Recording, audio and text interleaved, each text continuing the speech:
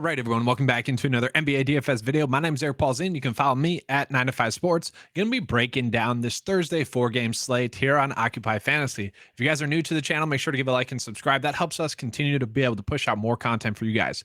Also, if you guys enjoy the tools, make sure to click the links in the description below. We also have access to the Discord chat as well in there below.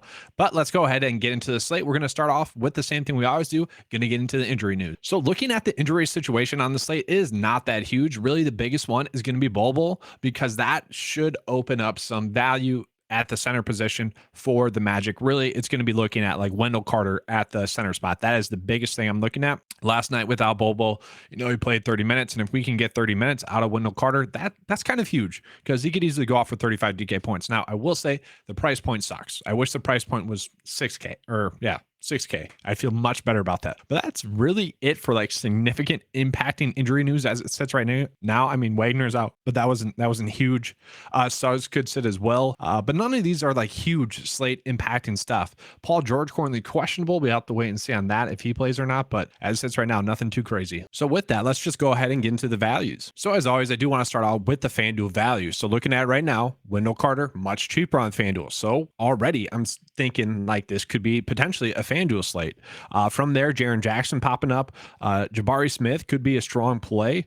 I do want to point out like someone like Sengun has done poor on the back end of a back-to-back. So maybe someone like Jabari Smith is a better play. Someone like KJ Martin, I actually like. I think he's I don't want to say safe value play, but as it sits right now, he's one of the better sub 4K plays that we are getting. So he is someone that I think we can look at on this slate. Okay.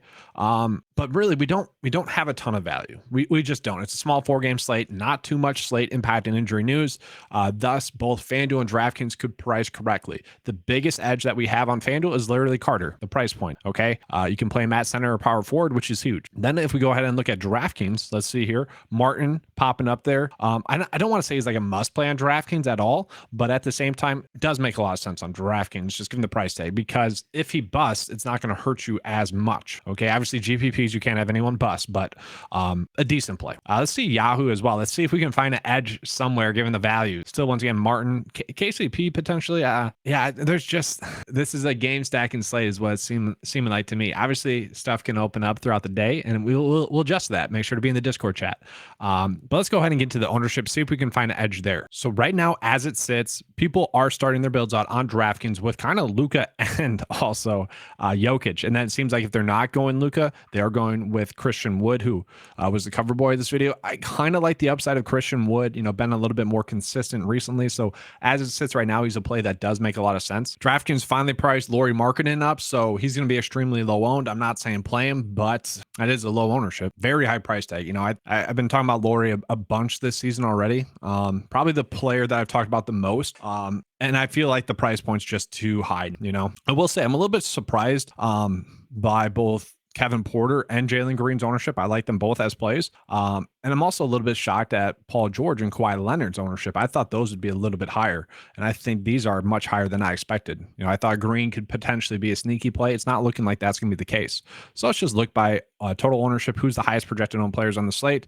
KJ Martin looking like that as well. And just a reminder, guys, this is early on in the day. This is early on in the morning. This is kind of just everyone's first look build. So I think everyone kind of naturally saw Martin as a decent value play. So everyone's kind of just naturally plugging him in there. Do I think he's going to be 47% owned? It's tough to say at this point. That could shift. He could be more owned. He could be less owned. We don't really know exactly what's going to happen by slate lock, because there could be much better value that opens up, and thus he's not a great play.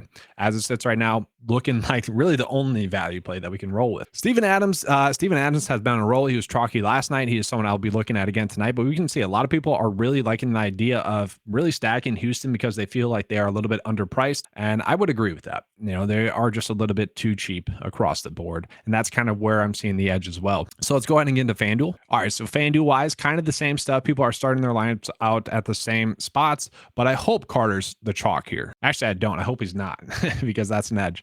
And he's not too chalky. So you could definitely play him. Okay, I think he should be the highest owned player on FanDuel, just given the price difference. Jordan Clarkson, that's a very cheap price tag for him as well. You could easily start Jordan Clarkson and Wendell Carter on FanDuel and feel pretty good about it because they are both a little bit too cheap. I like that a decent amount on this slate.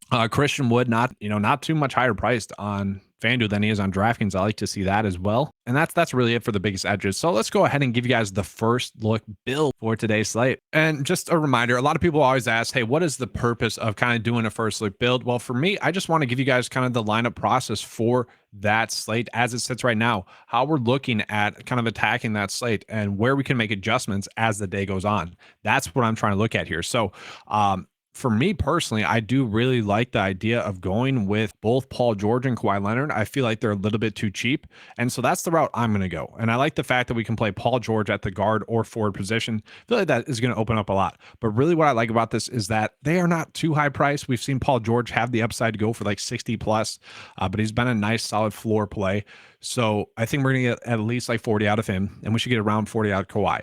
Basically, I think we could get 90 DK points out of these two, which given tonight's slate, I'm happy with that. Okay, so we're going to go ahead and plug in Martin as the value play as well, put him at the power forward position. And then I like Steven Adams and I like Wendell Carter. Okay, so I think those are good plays. Let me go back into the model just to see like who were the best DK values other than that. Jabari Smith.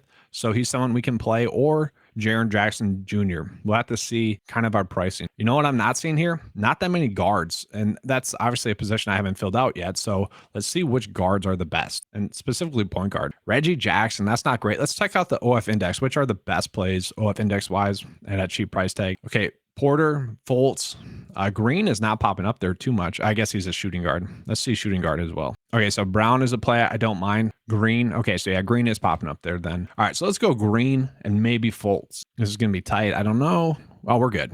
4.6 left over here.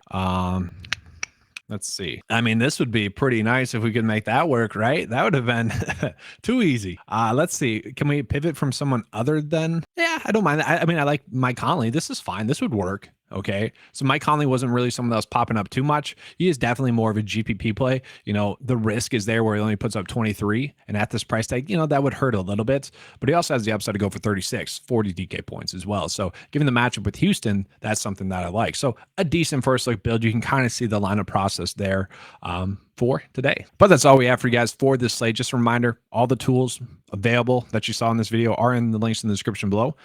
Let's have a good slate. Let's put together the correct builds, the correct lineups. If you guys have any questions, you know, put them in the comment section, or questions before lock, make sure to be in the Discord chat. Link to that is in the description below. Let's have a good slate, and as always, good luck.